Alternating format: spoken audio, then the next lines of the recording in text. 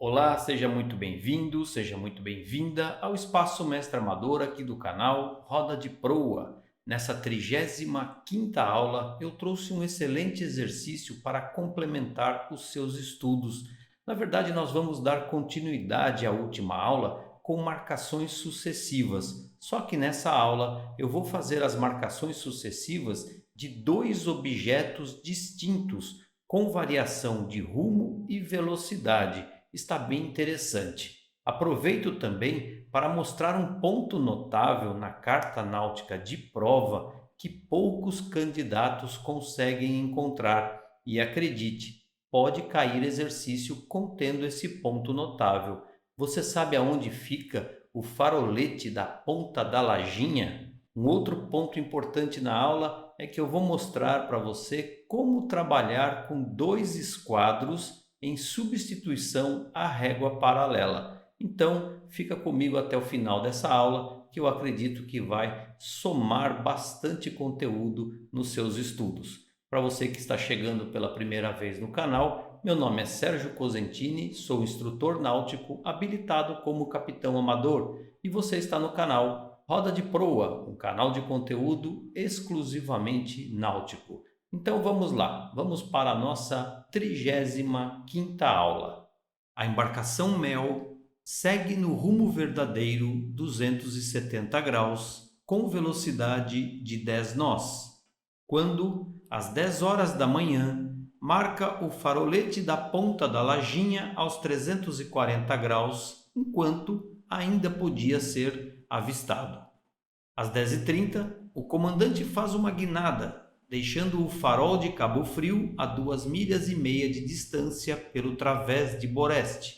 E para essa segunda pernada, aumentou a velocidade da embarcação para 16 nós. Uma nova posição estimada foi plotada no instante em que marcou a chaminé em Arraial do Cabo aos 57 graus às 11 horas da manhã, quando finalmente pôde determinar a posição da embarcação através da técnica de marcações sucessivas de objetos distintos. Pergunta-se: qual o rumo seguido pelo comandante na segunda pernada após a posição das 10 horas e 30 minutos? 2.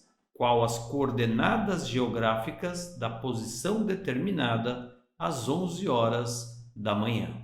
Para iniciarmos a resolução desse exercício, eu vou destacar apenas o início do enunciado, porque assim fica mais fácil para a nossa compreensão. Eu inicio esse exercício destacando a importância de você conhecer os diversos pontos notáveis da carta náutica utilizada em prova. Nesse caso em especial, eu trouxe um ponto notável, digamos, problemático, e eu fiz isso propositalmente, que é o farolete da ponta da lajinha. Esse ponto notável pode aparecer em outras questões, por isso que você precisa ficar atento. E por que eu digo que ele é problemático? Bom, a ponta da lajinha está exatamente aqui que eu circundo e que agora eu destaco. O farolete da ponta da lajinha, o problema é que nessa carta de instrução que é utilizada pela Marinha, não aparece o nome. E não aparecendo o nome, fica praticamente impossível da pessoa que não conhece conseguir encontrar esse ponto notável. E isso, acredite, pode acontecer na sua prova. Para encontrar o nome, eu precisei recorrer a uma carta raster que eu tenho aqui. Aí sim, a ponta da lajinha aparece com o nome bem destacado.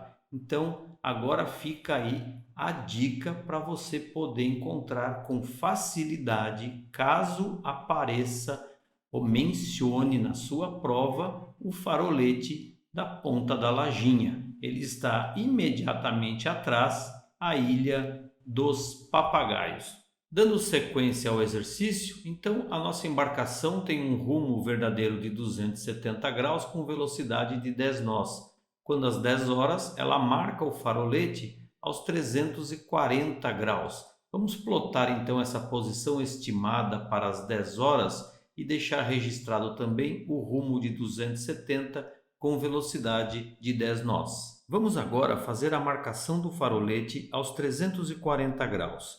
Para isso, eu vou trazer uma rosa dos ventos e, como mencionei na abertura dessa aula, vou fazer o transporte do vetor utilizando 2 esquadros e assim poder ajudar a quem não dispõe de uma régua paralela. Um primeiro esquadro eu vou posicionar no centro da rosa e nos 340 graus, que é o que nos interessa para realizar a marcação. Muito bem, vamos pegar um segundo esquadro. Eu tenho aqui um esquadro verde que é justamente para ficar bem diferenciado.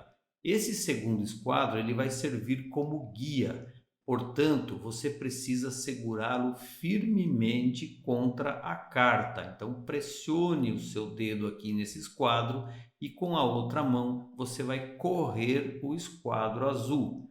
Nesse momento, nós temos que trocar os esquadros de posição. Então, eu tenho que manter o dedo agora no esquadro azul para ele ficar bem firme e mudar o esquadro verde de posição. Veja que agora ele serve de guia nessa posição.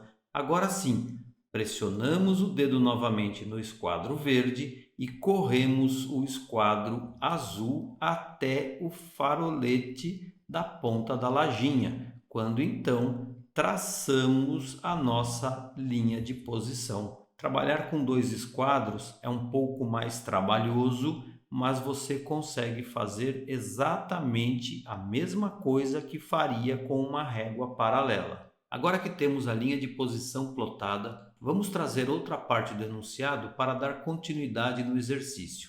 Às 10h30, o comandante faz uma guinada, deixando o farol de Cabo Frio a 2,5 milhas de distância pelo través de Boreste.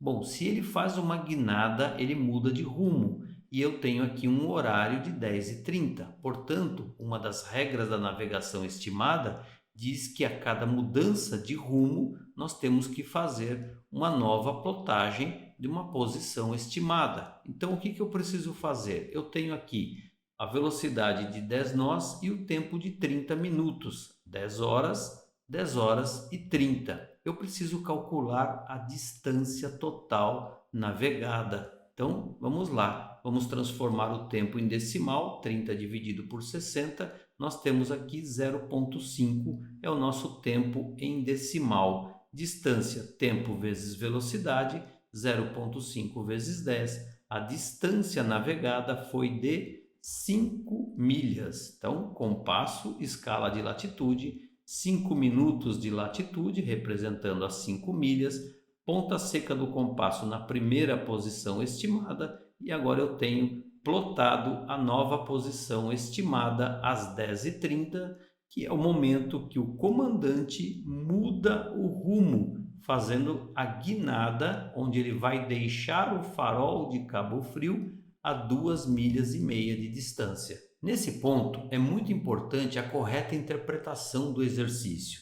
Veja que a partir dessa posição das 10h30, o comandante vai mudar de rumo de tal maneira que ele vai deixar Cabo Frio, ou seja, ele vai passar pelo farol de Cabo Frio a 2,5 milhas de distância.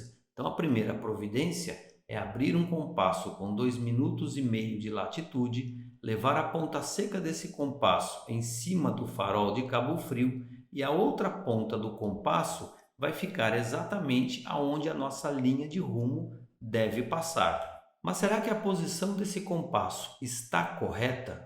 Se eu mudar a posição desse compasso, eu tenho 2,5 milhas do farol de Cabo Frio, porém agora a minha linha de rumo está alterada. E como saber qual é o correto? E o correto foi dito no próprio enunciado, 2,5 milhas de distância pelo través de Boreste. Nós sabemos que a linha de proa e o través formam um ângulo de 90 graus. Então, nós temos que respeitar obrigatoriamente esse ângulo de 90 graus.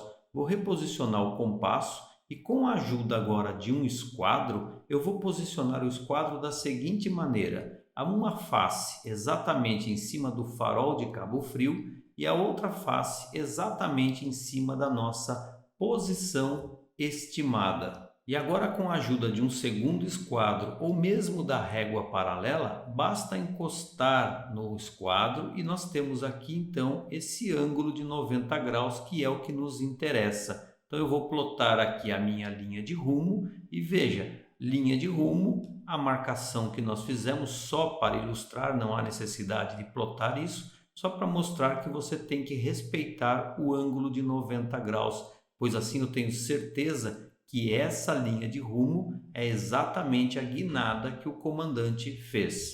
Falta agora conhecer o valor do rumo para essa segunda pernada. Para isso, vamos trazer a rosa dos ventos, levar a nossa régua paralela até o centro da rosa e fazer a leitura de 307 graus.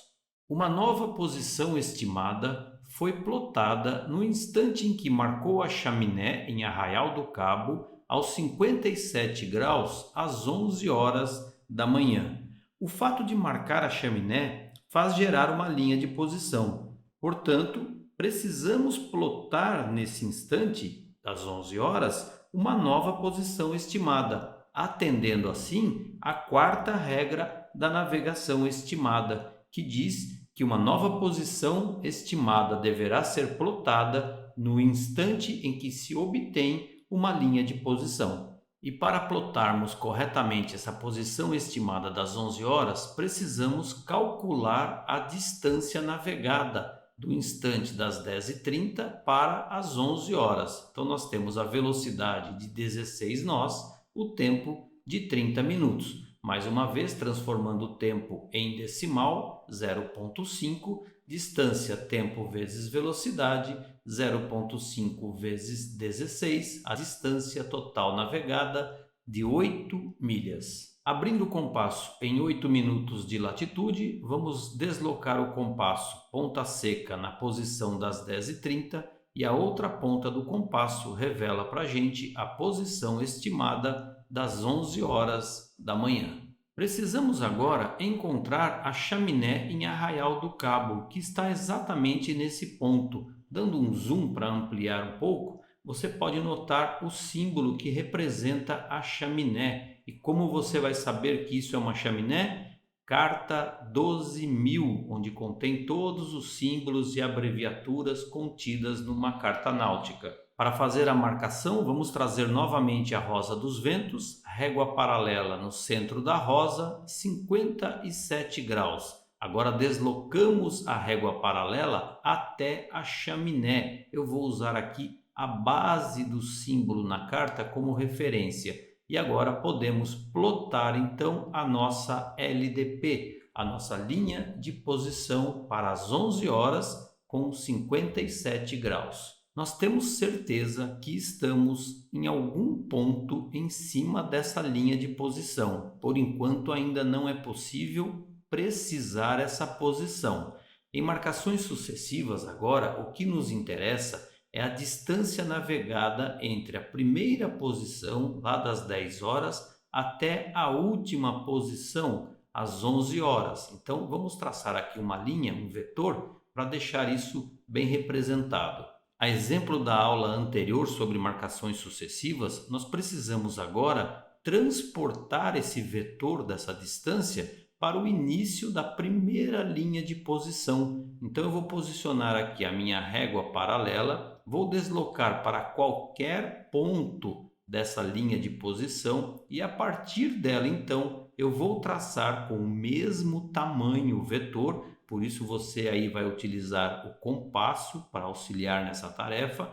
E agora eu transporto a mesma linha para o início da linha de posição. E agora ela revela para a gente o limite que eu tenho que transportar a primeira LDP. Posicionando a régua paralela sobre a linha de posição, nós vamos deslocar agora a régua até o limite da nossa distância. Quando então plotamos a nossa LDP transportada, que agora representa os instantes das 10 às 11 horas da manhã e conserva exatamente os 340 graus da primeira linha de posição. E nesse ponto em que se cruzam é que está a nossa embarcação, ou seja, essa é a posição observada para o instante das 11 horas. Rumo e velocidade permanecem inalterados, 307 graus, velocidade 16 nós.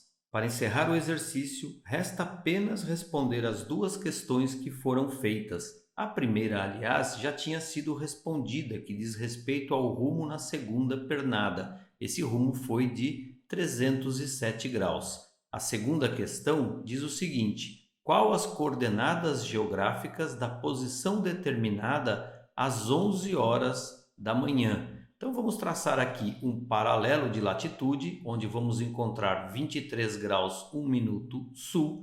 Vamos traçar a partir da nossa posição o meridiano e vamos encontrar a longitude de 42 graus 7 minutos e 20 segundos oeste. Está resolvido o exercício de marcações sucessivas com objetos distintos. E assim chegamos ao final de mais uma aula, demonstrando mais uma técnica para determinar a posição de uma embarcação. Eu espero que esse conteúdo seja bem aproveitado. Desejo-lhe bons estudos, bons ventos, um grande abraço e nos vemos na próxima aula. Até lá!